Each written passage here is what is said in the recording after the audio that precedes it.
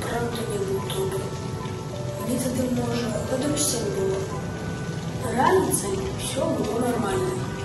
Ми з отцом загадали додому.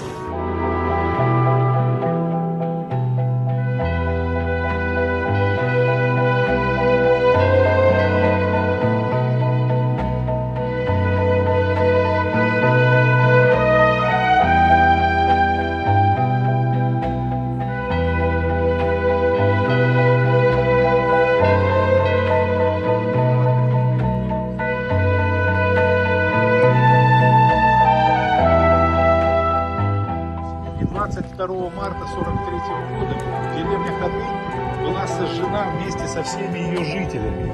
Обратите внимание на взгляд этого человека.